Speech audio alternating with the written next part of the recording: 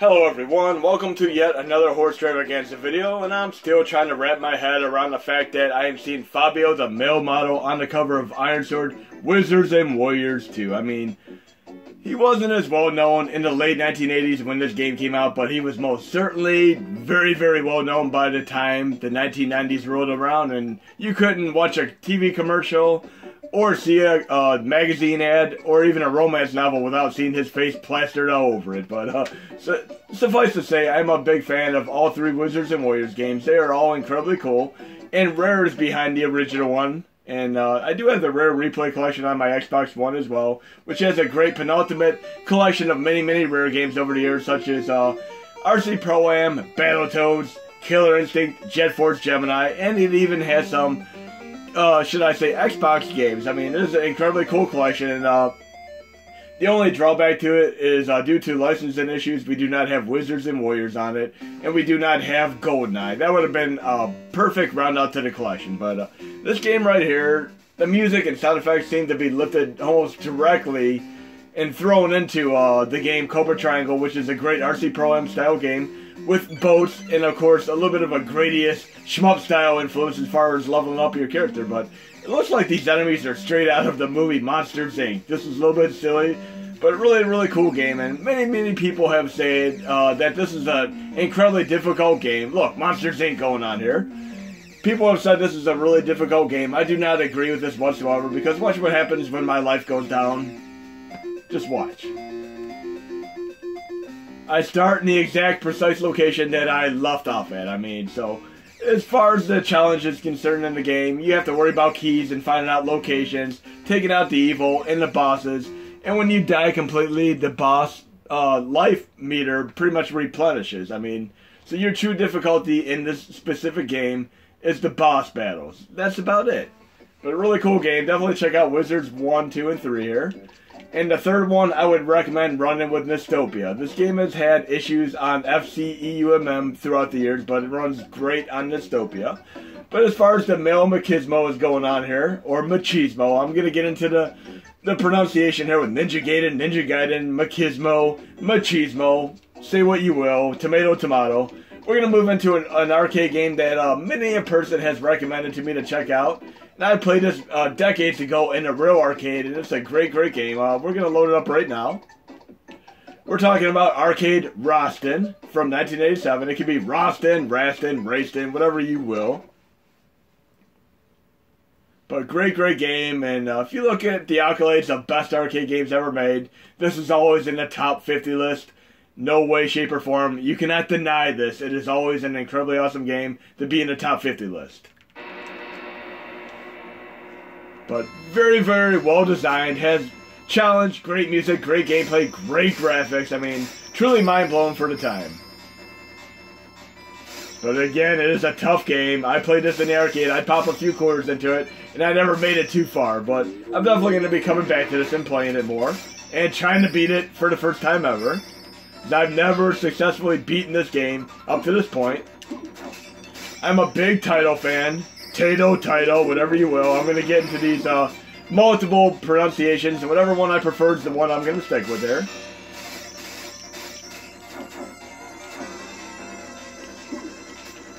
But I thank you all for recommending me check this game out again, because it is a really, really cool game. It very, very much reminds me of some of the awesomeness of games such as Rygar, which are also equally incredibly hard. There's one thing that I find very, very interesting about this game. When you play games like Sonic the Hedgehog 1, 2, 3, and Knuckles, then you play games such as Golden Axe 1, 2, and Death Adder, they pretty much have a lot of the same gist as far as the games are. It's like almost like cookie cutter templates, and the games are very, very similar to the ones that precede them. Same with games such as Contra and Super Contra, but this game is nothing like that. If you play the three games in the series, they are nothing like the ones that precede them, and I'm going to show you throughout the course of this video here. Yes, I'm going to be playing all three wrestling games, and hopefully I'll be able to make it somewhere in this game, because it is a tough game, but I'm definitely going to be coming back to it. And again, this is made by Title, which is a great company, and they made the original Jungle Hunt, aka Jungle King, which is on Atari 2600 and in the arcades, and for my birthday many, many years ago, I chose to have Jungle Hunt along with a great Irem game, Moon Patrol. But guess who made Jungle Hunt? The same company that made this. And look, we have a rope that looks like it's a vine, should I say, that's straight out of Jungle King. It's almost like an Easter egg of sorts. So I feel like I'm playing a vastly improved version of Jungle Hunt Jungle King. Incredible game that Taito originally made. So if you ever wonder what happened to the guy from Jungle Hunt, I'm going to say he became Rastin over time. And I'm going to say I'm probably not going to get to the high score here. Not going to happen. Maybe with a little practice. Of course, I can always use the MAME cheats if I do R2. Cheats. Enable cheats. Look at that. I can do that if I want to. But I'm going to try to play the game legitimately for now. Let's continue and see where it leads me off. Oh, that's nice. At least I continue in the same point.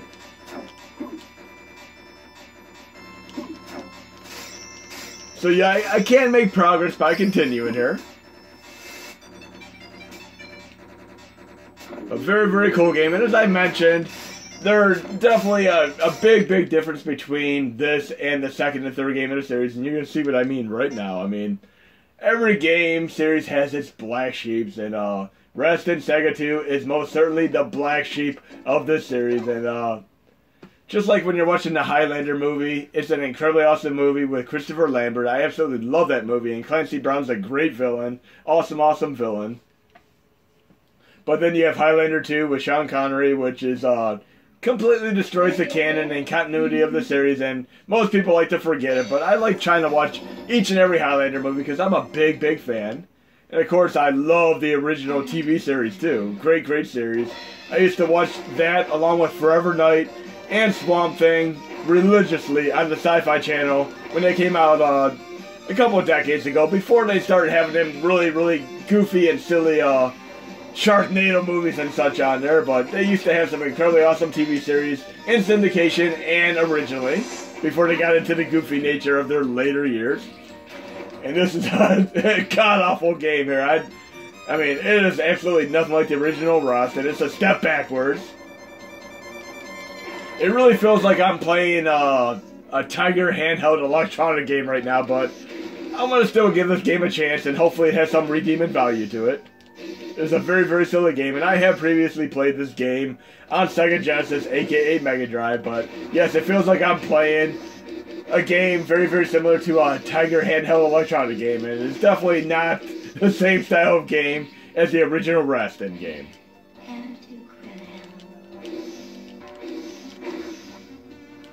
The music ain't so bad. I mean, the more I play it, the more I'm enjoying this, but it's definitely a silly game. If you ever wanted to play a Tiger handheld electronic game on a Sega Genesis, aka Mega Drive or arcade, here you go. And one could argue, was this game ported from Genesis to the arcade or vice versa? Great, great soundtrack though. Gotta love these animations here. Only my legs moving, my arms don't move at all. Who walks without their arms moving? Look at it, it's just completely silly.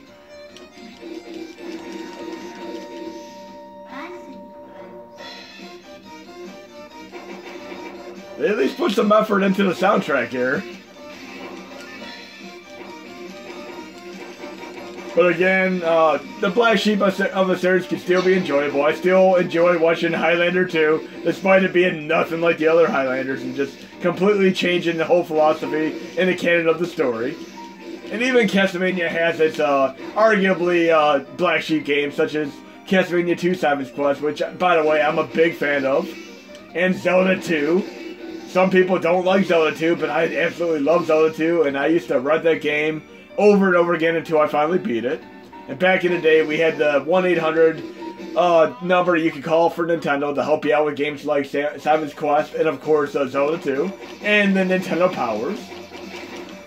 Now, I'm definitely going to have to do more on Nintendo Power, because many of you might be aware of the fact that approximately 14 years ago, I spearheaded a project to get the entire collection of Nintendo Powers scanned and archived online, and many of the ones you see online now are actually from that original project. I mean, But really, really cool project. There was no other conceivable way to have Nintendo Powers at the time. And I was luckily able to meet some incredibly awesome people who helped out on the project, such as Rich Green and Philly Man and several other people. But suffice to say, with the advent of many people getting into emulation again, Nintendo Powers became ridiculously, absurdly priced on eBay, where I was able to get a whole collection of games a lot cheaper. Now I can't.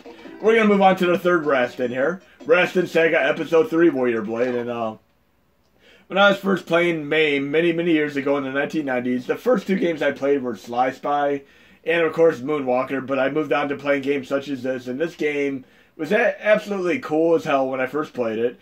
It very much reminded me of a higher-end Golden Axe style game.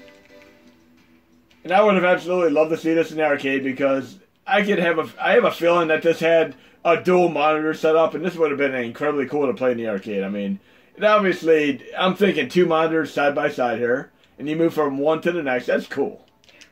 And it feels like I'm playing a Saturday morning cartoon right now. Very cool game here. And you know, when you play some arcade games, you'll notice that the sound is a little bit lower in them. This has lower sound. Kind of like the Mortal Kombat games by Midway. You would have to crank up your volume on a game like this and then just revert it back on another game. I'll do that right now. Here, you can actually choose what stage you go to. I'm going to try going to the tower here. And this is very much reminiscent of a Saturday morning cartoon thing. This is really cool. I can only imagine the awesomeness if they would have had He-Man Masters of the Universe style license, or even G.I. Joe, and just had these style graphics. This would have been mind-blowing. If you play some of the more recent open board games, they look a lot like this style of graphics. And there's also a two-player mode activated, so get your friend, loved one, relative, whoever, and check this game out from beginning to end. It is a really cool two-player game. And yes, many of you have been asking me about the two-player mode activate HMOD. Yes, I'm still going to put together so you can play games such as Simpsons, TMNT, and some other games very optimally with only one controller. I'm going to set it up that way, and I'm still working on that. But this definitely makes up for the bad aftertaste of Rest in Sega 2. Ridiculous.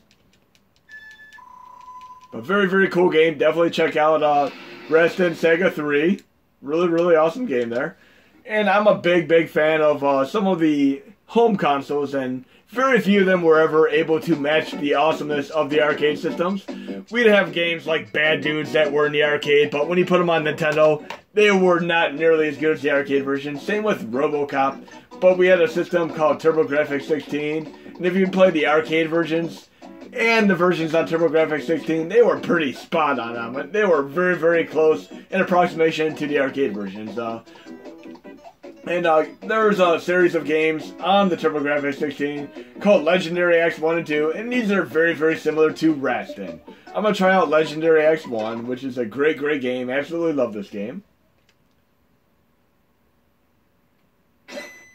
The Legendary X. But it very much reminds me of a Rest style game.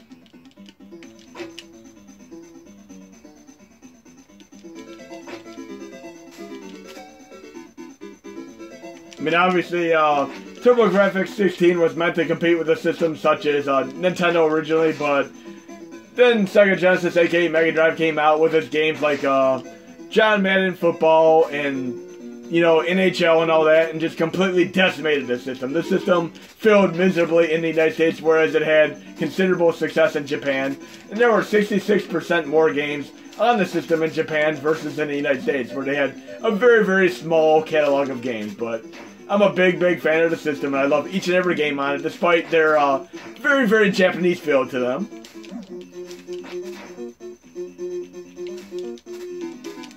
Let's take out this boss here. Let me concentrate.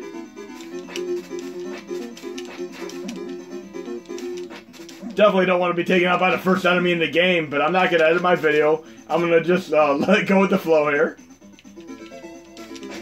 There we go. And I love that as you attack enemies at the very top there's a red bar That is the power of your axe or weapon or whatever you use. That is really cool. And when you get up to a full meter, it is incredibly cool.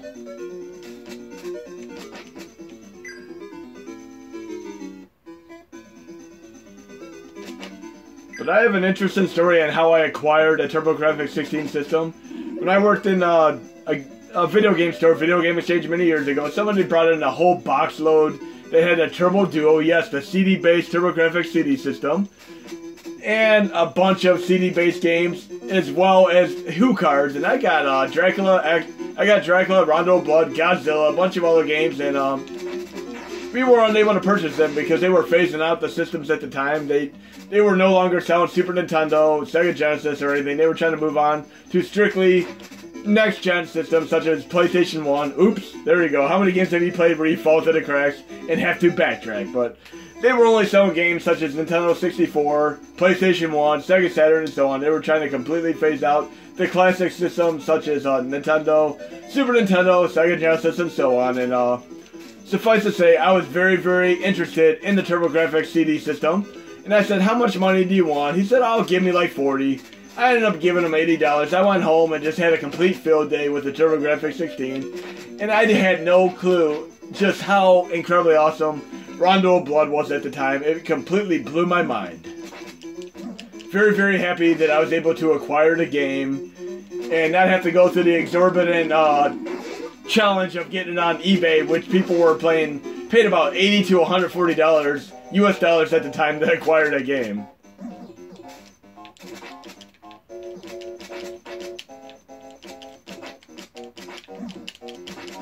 Gotta love these boss battles where you have two enemies back to back, kind of like in Golden Axe with the big ogres in the first stage. Take out the first one, the second one is a lot easier to take out. But very, very cool game, and we're gonna move on to, should we say, Legendary Axe 2, which, just like Rest in 1, 2, and 3, is a bit different than the original. So we're going to try out Legendary Axe 2 here. And I was actually able to find a mail order company in Canada and acquire literally the entire collection of USA TurboGrafx 16 games, as well as Sega Master System games for a very, very nominal price. I picked up a Sega Master System, just like I did with the TurboGrafx 16, and the guy had literally 40 plus games for it, and he only wanted 40 bucks. I bought that, and I was very, very happy with the Sega Master System as well as the TurboGrafx 16. I did many years before that. I had a Sega Master System that I had for my birthday, but I've actually sold my systems and reacquired them many, many times. But nowadays, I don't get rid of my systems anymore. I keep them. But there was a point when I just had a paper out and money was limited, and if I wanted to try out new games, I would sell my old systems and games and try to get the new games. And there was a point when I actually traded my entire NES collection to get Blaster Master because I couldn't find it anywhere. But this is very, very much different than the first Legendary Axe, but still a really, really cool game. And we all remember, of those of you who actually played the original TurboGrafx 16, that there actually was a turbo button on the system, which was really, really cool. But if you have CloverCon installed, you can just hold down the attack button and push the select button on your controller, and you activate Turbo Fire. Look at that. That is awesome.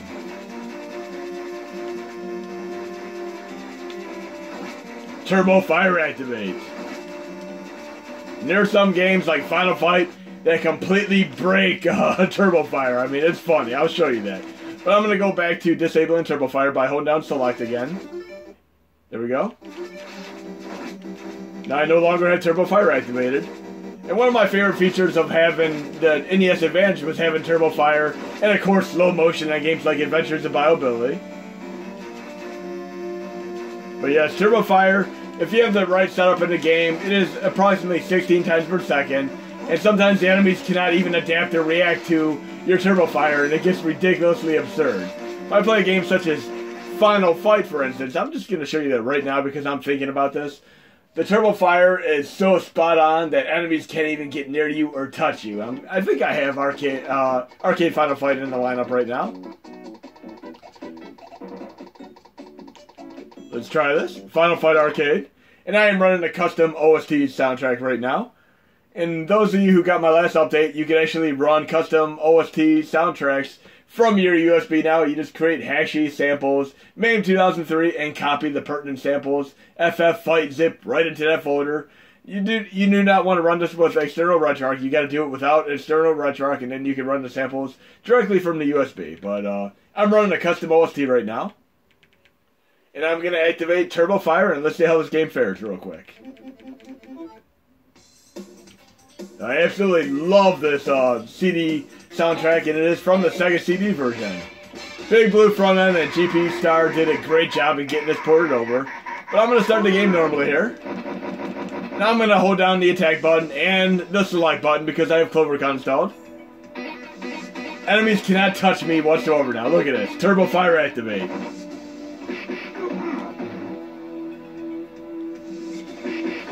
"16 times a second. Enemies can't even get near me."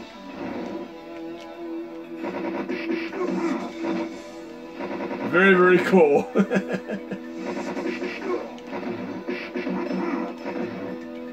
And then I'm going to disable it now with the select button and holding the attack button down again. And we're going to move on to some more games, but definitely check out the custom OSTs. They're going to be more in the near future. And we're going to move on to an NES game here, because many of you complain, or should we say over the years, about games being bad. Silver Surfer is really not that bad of a game, because check out Conan the Barbarian here, and I'm a big fan of the original Conan the Barbarian movies with Arnold Schwarzenegger. They're awesome, awesome movies. And then, of course, the Jason Momoa one isn't that bad either. That was a pretty cool movie, but this game right here, if you're going to talk about a bad game, this is definitely a bad game. Look at this. It's a graphical style similar to Joust, which is a vastly superior game which came out decades before this. But look at it. This is awful. I'm punching, which seems to have no effect on enemies. But if I do this silly kick here, oh man, this is such a bad game. They talk about LGN being a bad company. Look at this Mindscape game. This is so bad. Mindscape published it, but this other goofy company made it. I really, really feel sorry for whoever's grandmother or grandfather got this for their grandson, granddaughter as a Christmas gift, because this is a bad game. Oh, man. I think the only way that would even make this game fun to play would be using some cheats for it, because this is such a bad game. I'm going to have to do a video on the worst NES games, because there are certainly 20 games that have no argument whatsoever as far as bad games are concerned. But right now I'm going to move on to something that many of you might not even be aware of. I'm going to move over to it right now. I'm going to move over to my PlayStation 3. This is a game that I just happened to pick up a good decade ago. Many people were playing God of War 1 and 2, but I picked up this game. I mean, think of God of War, but with a Conan the Barbarian license. And I actually had a considerable amount of fun playing this game. A haven for pirates and thieves and all manner of rogues. The barbarian was right at home.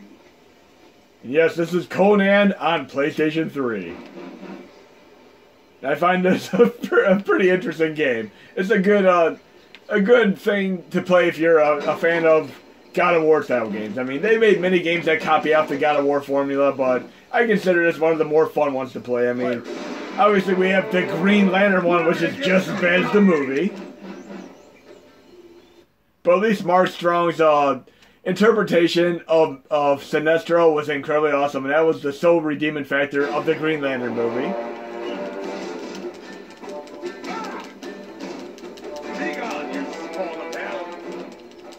But this game has its negatives as well as its positives. One of the negatives, which tends to happen in games like this, are you going to have the sound bits that the antagonist is going to repeat over and over again, like Spider-Man. When he's fighting enemies, he's going to say the same things over and over again. And you might remember way back to Legacy of Kain, the original Blood Omen one. Lay Victor, 100 million times. I mean, Lay Victor.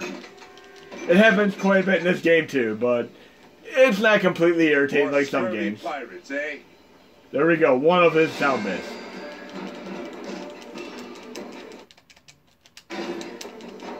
You scratch like a child. There you go, another sound bite. I always love them sound bites, the soundboards you're able to get that people do prank calls with. I used to have those on my PC, and you could literally just make a phone call and click them and be Arnold Schwarzenegger or Al Pacino or even the Jerky Boys while you're doing prank calls. I mean, obviously prank calls are not as easy to do nowadays, but they were fun to do. Yes, I did prank calls when I was younger. Deal with it. It was fun.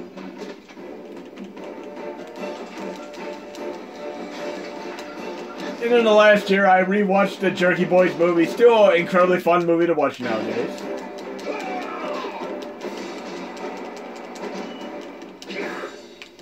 Yes, I have a whole collection of PlayStation 3 and Xbox 360 games that really didn't sell well and kind of fell through the cracks. And this game is fun to dig out once in a while. It really is a cool game. And look, I can pick up another weapon here and have dual sword activate.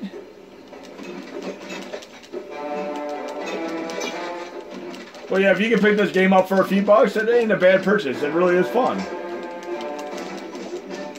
Feel the cut of my steel. And I love that you just completely take off both arms when you're fighting the enemies.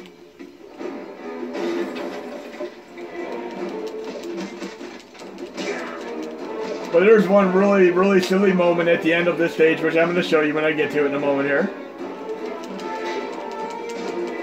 And like God of War and Devil May Cry, you can actually level up your character throughout the course of the game. I can pause it right now.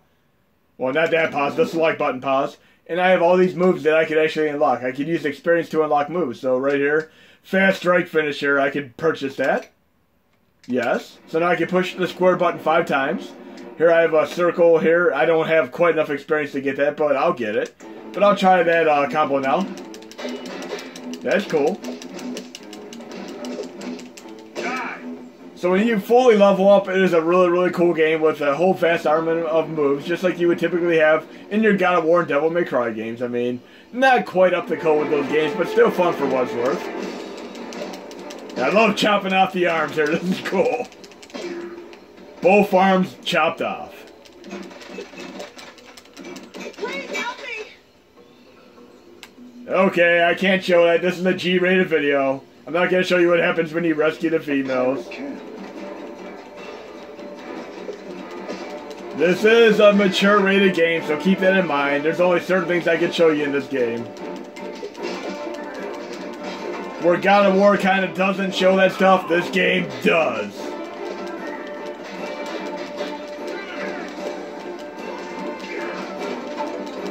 But I'm going to get to the end of the stage where you're going to see a little bit of the innuendo that this game likes to have. It does have a sense of humor and a personality to boot.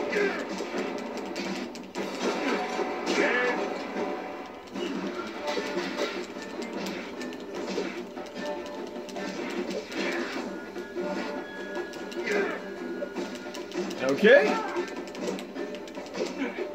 Really cool. Oh no, what am I going to do now? Again, you cannot just go up to enemies and mash on buttons. You got to learn how to defend. So I'm going to defend here. I'm going to hold my L to defend. Wait for him to attack me.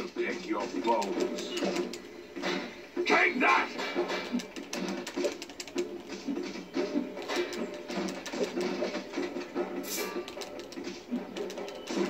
My defense is a little bit off there because I was trying to use my strong attack. There! Take that! Die, you cur! Yep, using the strong attack didn't work so well there, but I have energy there, elixir, whatever. Oh, look at that sword. There we go. A big sword. I need an enemy to take out with this sword, though. Hopefully I can carry this to the next stage.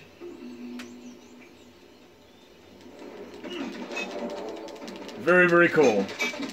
Now get ready for some innuendo here. And yes, you can have arrows actually go into and you have to pull them out. Let's take these guys out.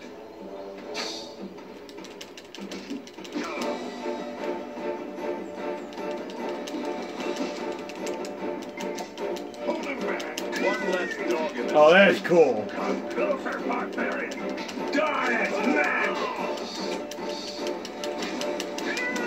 Cowards hide behind bows and fight from a distance.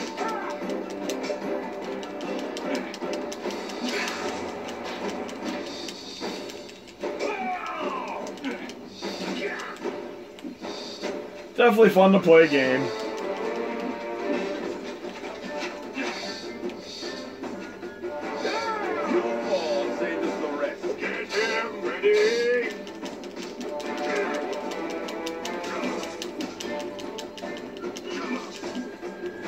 Look how you get completely dismembered a torso. That is really funny.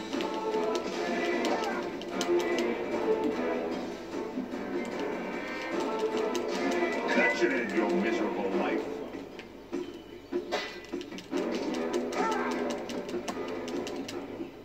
Okay. Get ready for the innuendo I was talking about.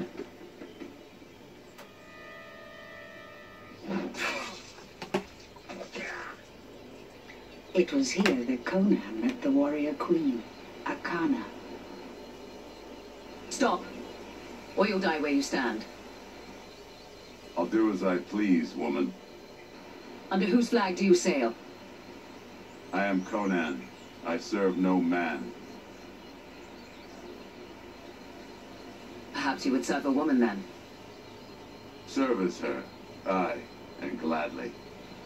You dare speak to me? Completely silly, as I I mentioned. could kill you in an But instant. I'm going to do one more quick game on the Mini because I want another game for you guys and gals to check out that is probably lesser known. And you're going to be able to run this on MAME 2003 Plus as well as MAME 2003 Extreme. It is a really, really cool game. I'm going to play it for the last 2 minutes of this video. Let's get to it right now. Arcade. This is the game that many of you might not have ever heard of. It's called Dynagear. Really, really cool, fast-paced, frenetic action game. Feels like something you would have seen on the Neo Geo. But we'll check this out for the last minute. But I hope you enjoyed this one, and guess what? The next Horde Stravaganza is going to detail some Castlevania games. It's only natural I get into some Castlevania games.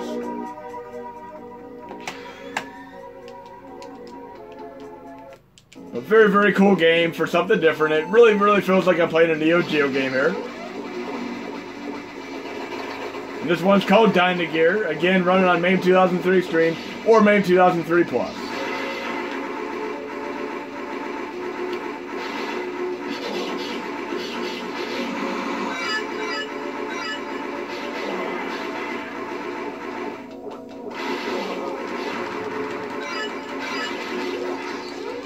I'm definitely going to have to do more games with dinosaurs and more Castlevania games, so I'm going to be moving on to Castlevania games in the next video.